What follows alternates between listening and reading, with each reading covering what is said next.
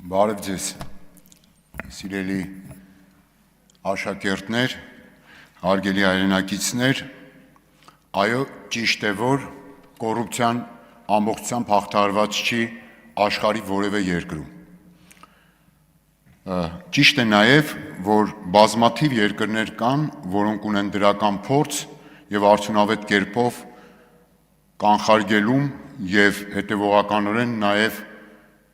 փոքրացնում են կոռուպցիայի ծավալները եւ դրա ահռելի ահագնացող բացասական հետևանքները։ Կոռուպցիայի եւ դրա հետևանքների մասին հանրային լայն քննարկումները մեր երկրում ինքնին վկայում են, որ այս հիմնախնդիրը շարունակվում է չլուծված մնալ, նաեւ հանրային ընկալման տեսանկյունից։ Եվ ես արձանագրում եմ, որ քաղաքական շահարկումները բառից բուն իմաստով այս թեմայի չեն բխում հակակոռուպցիոն պայքարի լավագույն շահից։ Ինչ է կոռուպցիան, որոնք են դրա դրդապատճառներն ու դրսևորումները, որոնք պետք է լինեն հենց դրա դեմ համակարգային պայքարի թիրախ։ Հակակոռուպցիոն պայքարի արդյունավետությունը օբյեկտիվորեն պահանջում է կոռուպցիոն ռիսկերի ամբողջական հատկորոշում, օբյեկտիվ հիմքի վրա։ Պայքարի միջազգային դրական փորձն էլ հենց այդ փորձ ունեցող երկրներում հակակոռուպցիոն պայքարի առանցքը կանխարգելումն է, ոչ թե հետևանքների դեմ պայքարը։ Հետևաբար կոռուպցիան միայն կաշառակերությունը չի, այն ունի ավելի խորը արմատներ եւ դրսևորման պատճառներ։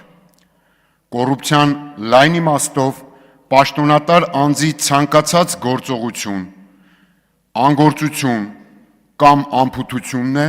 որի հետևանքով այդ անձը կամ նրա հետ փոխկապակցված խումբը ստանում է քաղաքական, տնտեսական եւ այլ օգուտներ եւ կամ հանրությունը կրում է անհատական ու հավաքական վնասներ, պետբյուջեի փոշիացման ձևով, անարդյունավետ հանրային ծախսերի միջոցով, սոցիալ-տնտեսական հնարավորությունների կորստի ձևով կամ սեփական իրավունքները խախտվելու եւ դրանք պաշտպանելու հնարավորությունների պակասի ձևով։ Այս սահմանման ներքո բերեմ տարբեր ոլորտներից ակնհայտ փաստեր, որոնք մեր աչքի առջև են, դրանց կոնկրետ դրսևորումները, որոնք ունեն թաքնված կոռուպցիոն ռիսկեր, տարածման եւ զարգացման պարարտ հող, ցավոք սրտի եւ դուրս են իրական եւ ամբողջական թիրախավորումից։ Պետական գնումներ։ Մեկ անձից գնումը պետք է իրականում դառնա բացառություն, այլ ոչ թե մրցակցային գնման գործընթացը ուշացնելու հետևանքով միակ հնարավորություն։ Խոսվեց ասֆալտապատման ծրագրերից, պետական գնումների այդ ծրագրերից։ Կոնկրետ օրինակ, ես հաճախ երթևեկում եմ Նորքի ճանապարհով։ Եվ իմ աչքի առջև նախորդ 2-3 տարիներին այդ ճանապարհահատվածը հիմնավին վերանորոգվել է առնվազն 2 անգամ։ Ինքս հարցրել եմ շինարարներին, պարզվել է երկրորդ անգամ վերանորոգվում է, որովհետև առաջին անգամ կոմունիկացիաները պատշաճ կերպով անցկացված չեն եղել։ Սա հանրային միջոցի փոշիացման դասական ձև է։ 2019 թվականին, երբ որ զբաղվում էի վերլուծական հետազոտական աշխատանքներով, օրինակ ուսումնասիրել եմ դիզվառելիքի պետական գնումների շուկան։ Արտառոց մի երևույթ, 5 միլիարդ դրամի մեկ անձից գնում պետական մարմնի կողմից մի կազմակերպությունից, որը գնումից մի քանի օր առաջ էր ստեղծվել։ Շարքը շարունակելի է, բայց այլ պնդումներ եւս ունեմ։ Լայն տարածում ունեցող հանցավորության դեմ պայքար։ Կոնկրետ օրինակ, նաև հակակոռուպցիոն մարմնի ղեկավարի ուշադրությունն եմ հրավիրում։ Կոնկրետ օրինակ, որ առաջին հայացքից իբրև կոռուպցիոն դրսևորում չի, բայց խորքի մեջ կոռուպցիոն դրսևորում է, որովհետև օրինակս լայն տարածում ունեցող հանցավորության դեպք է, վերաբերում է հանրության լայն շերտերին։ Հանրային տրանսպորտում գրպանահատության դեպքերը ավելանում են եւ մեկ էլ այդ ֆոնին պարզվում է, որ այդ գործով զբաղվող ստորաբաժանումը փակվում է։ Կոնկրետ հաղորդում է ներկայացվում կոնկրետ նման հանցագործության վերաբերյալ, ոստիկանությունը տեսաձայնագրող սարքի տվյալներով իդենտիֆիկացնում է կասկածյալին, սակայն արդեն ամիսներ շարունակ այդ դեպքը բացահայտված չի։ Իդեպ այդ մասին նաև այս ամբիոնից տեղեկացրել եմ ներքին գործերի նախարարին։ Վիճակագրական մանիպուլյացիաներ։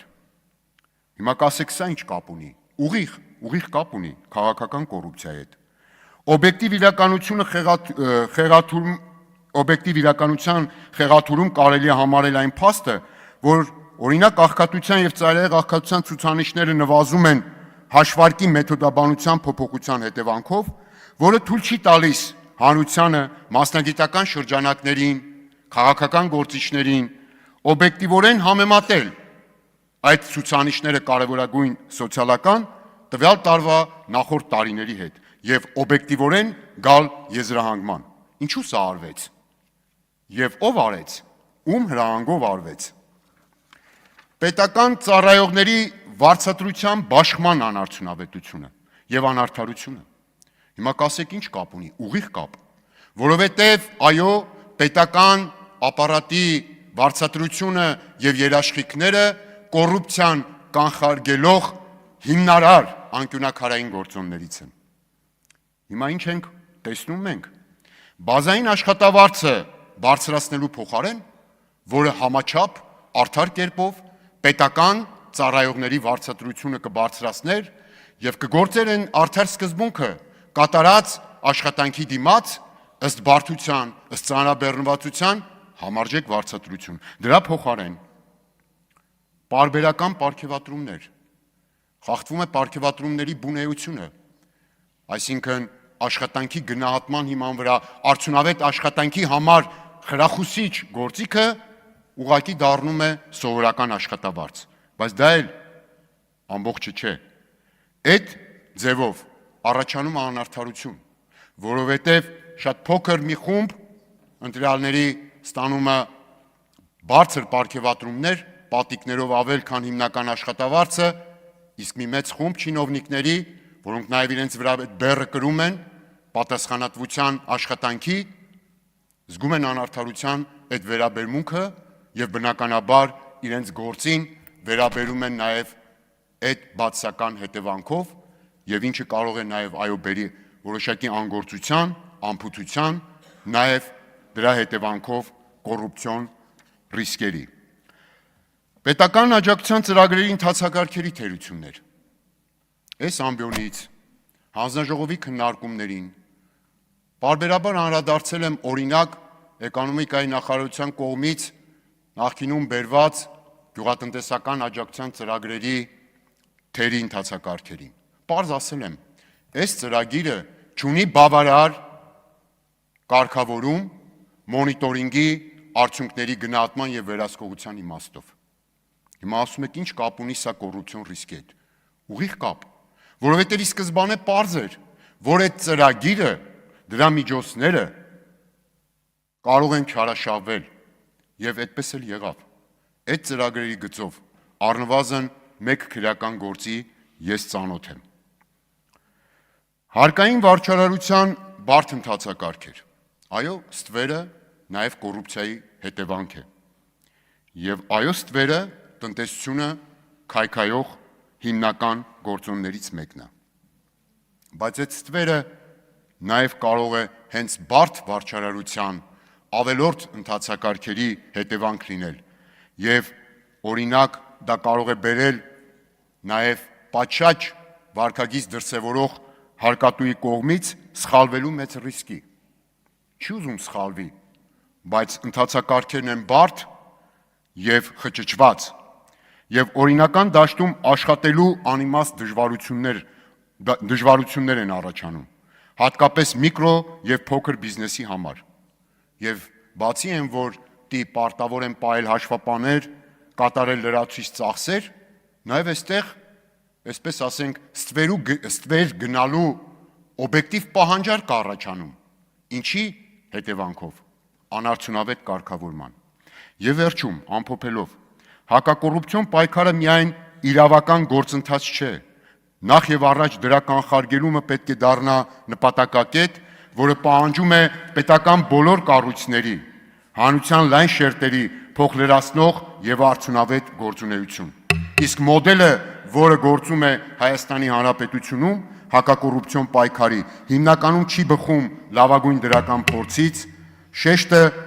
պետք է փոխվի հետևանքների վերացումից դեպի կանխարգելում։